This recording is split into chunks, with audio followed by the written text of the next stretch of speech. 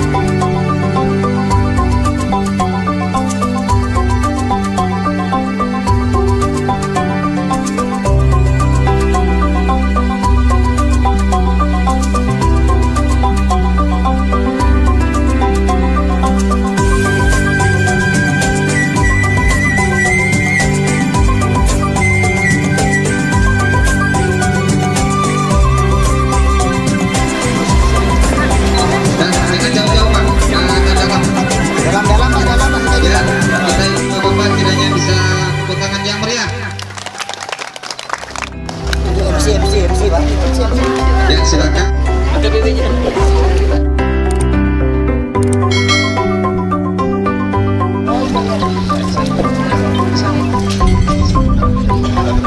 Silakan Pak.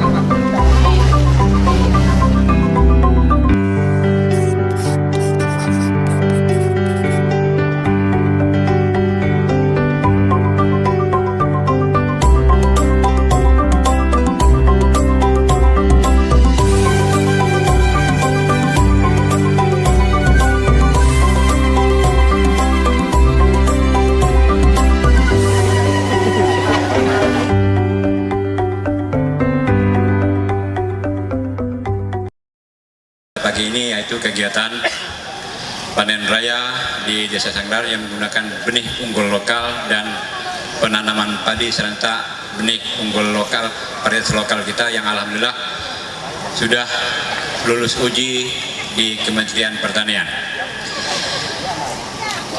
Pada kesempatan ini perlu menyampaikan bahwa secara umum petani kita masih menggunakan varietas padi lokal, ya, di mana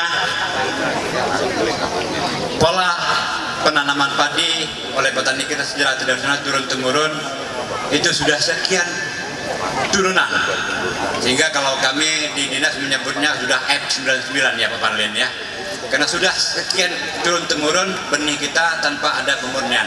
Alhamdulillah 3 tahun terakhir kita sudah kerjasama dengan BRIN dan BSIP untuk pemurnian benih padi lokal kita sebanyak 14 varietas. Dan di mana dari 14 varietas beberapa bulan lalu kita sudah lakukan pengajuan uji varietas benih kita dan dinyatakan lulus, yaitu benih padi karya putih, kemudian bujang keritang, dan karang duku. Ada 3 varietas kita yang sudah lulus uji benih. Insya Allah pada tahun-tahun berikutnya kita akan ajukan lagi sisanya sekitar 11 varietas kita untuk dilakukan uji benih, uji sertifikasi keunggulan nasional di Kementerian Pertanian. Perlu kami sampaikan bahwa 14 varietas tersebut adalah Super Biru, Super Madu, Karang Duku, Lentik Bamban, Solo, Karya, Karya Putih, Panama, Putri Malu Merah, Merah Putih, Candu, BB46 dan Batang Piaman. Kita didapatkan hasil 4,5 hingga 7,5 ton per hektar. Sementara hari ini kita kisaran produktivitas kita se-Indragiri Hilir baru 4,1, sehingga dibutuhkan kemudian sebelum lanjut untuk kita kembangkan dalam upaya peningkatan varietas padi kita, sehingga petani kita menggunakan varietas unggul lokal kita. RT, RW, kemudian di tingkat desa Bu, laporannya juga langsung dikoordinir oleh kampus. Ambulan tidak sanggup membawa orang sakit untuk ke situ, bukan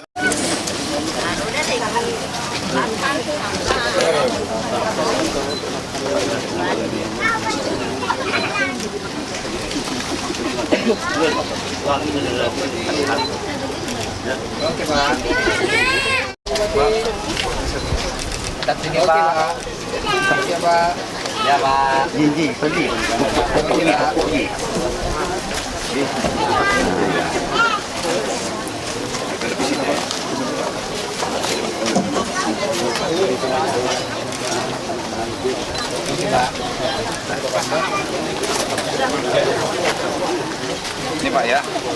yang sangat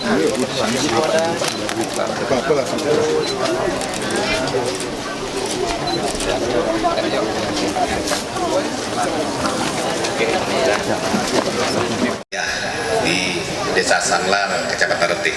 Kalau yang kita hadapi saat ini, memang seperti dilaporkan tadi, hampir setiap tahun ada sekitar 500 hektar alih fungsi lahan. Ini memang persoalan yang memang harus sama-sama kita hadapi, karena memang sama-sama kita ketahui hari ini rata-rata masyarakat ini mengikuti perkembangan apa yang terjadi di lapangan. Kalau hari ini harga kelapa sawit naik, masyarakat berebut pula berubah dari lahan untuk nanam padi mungkin bisa berubah menjadi tanam sawit.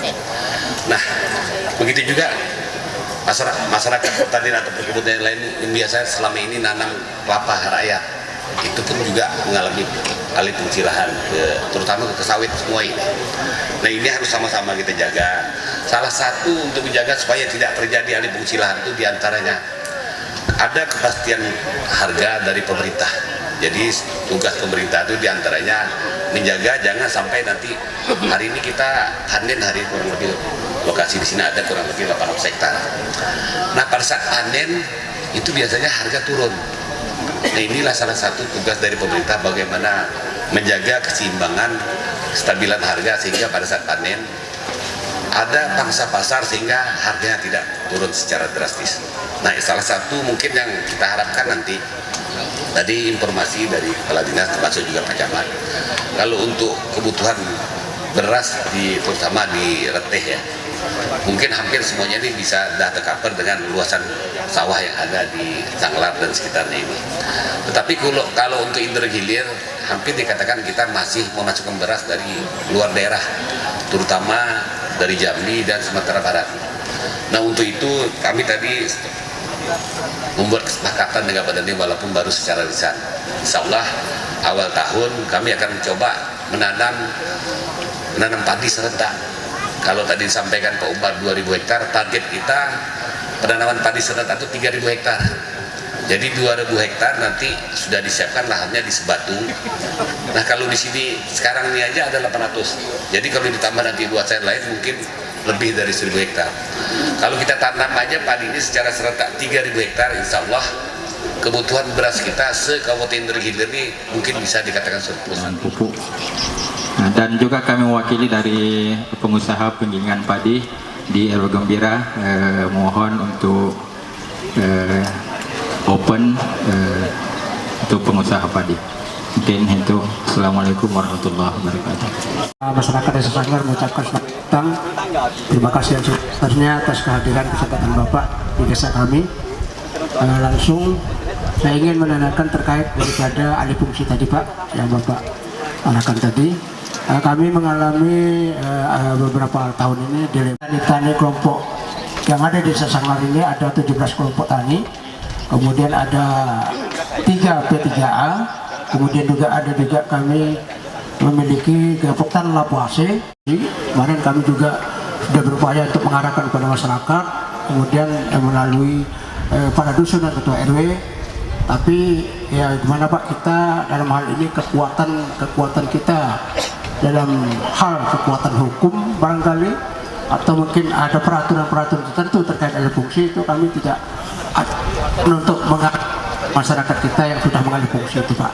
Jadi maksud kami tanyakan adalah bagaimana supaya kedepannya kita masyarakat kita ini jangan sampai mengalih fungsi lahan pertanian ke kebun sawit gitu Pak.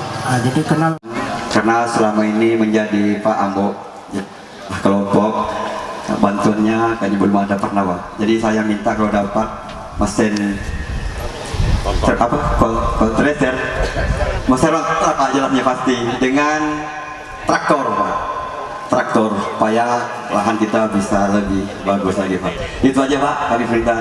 Terima kasih. Memang presentasi perhatian pemerintah terhadap pertanian cukup besar. Cuman hari ini walaupun angkanya tidak ada terlalu yang kita harapkan, insya Allah di anggaran perubahan kita coba nanti. Jadi bantuan itu memang ada dalam bentuk bantuan bibit, bantuan pestisida, termasuk tadi alat-alat pertanian. Nah, ini sumbernya bukan hanya dari dana PD kabupaten aja, Jadi ada dari provinsi, termasuk kemarin tadi saya tanyakan masalah satu alat itu rupanya bantuan dari bersumber dari dana DAK. Jadi sebenarnya di pusat itu banyak untuk kelompok pertanian, karena ini memang jadi skala prioritas. Insya Allah Pak, kita akan bisa semuanya itu dan bisa terpenuhi semuanya keinginan oleh masyarakat, mulai dari bibitnya, pestisida sampai peralatannya. Insya Allah itu termasuk juga kemana nanti menjualnya setelah kita panen nanti, itu yang perlu kita pikir. RW itu juga kita berharap jangan sampai kawasan pertanian berubah menjadi kawasan perkebunan. Nah jadi nanti di dalam RT RW itu kan pedoman kita, nanti kita tindak lanjuti kalau itu perlu cepat, cukup dikeluarkan peraturan bupati, tapi mau lebih kuat lagi siapkan draft perdanya, nanti kita bahas di DPR nanti. Itu saya masih di DPRD Pak, saya ikut metuk palunya itu 2021 ya, saya waktu masih itu. Jadi sudah ada Pak sebetulnya, karena dulu ketentuannya adalah kelompok petani yang bisa dibantu adalah petani yang lahannya sudah ditetapkan. Lahan yang tidak ditetapkan tidak bisa dibantu oleh pemerintah. Makanya kalau tidak salah waktu itu bagaimana ketahanan pangan yang berkelanjutan di Kabupaten Indragiri Hilir ini bisa kita terus lakukan pembinaan-pembinaannya. Karena rasa miris saja Pak PJ ketika mungkin subuh-subuh Pak Dandim, tapi kalau kita lihat sayurnya, kita tanya sayurnya dari mana nih Pak? Dari Rengas. Dari mana? Ketika kita tanya sama petaninya kenapa tak mau nanam, pasarnya tak ada. Berarti kan ada yang tak ketemu. Bapak perlu tahu bahwa di pasar subuh Tembilahan itu omsetnya di atas 500 juta per sekali subuh Pak. Kenapa enggak kita yang ngisinya gitu Pak? Iya, ini memang tugas berat kita Pak PJ, dan ini udah kami buktikan Pak di seberang Tembilahan pada lahan 3.000 hektar Pak Dandim bisa panen 2 ton per 2 hari timun Pak. Jadi maka saya bilang pantas kalau di Jawa itu tanahnya setengah hektar Pak, mobilnya Pajero.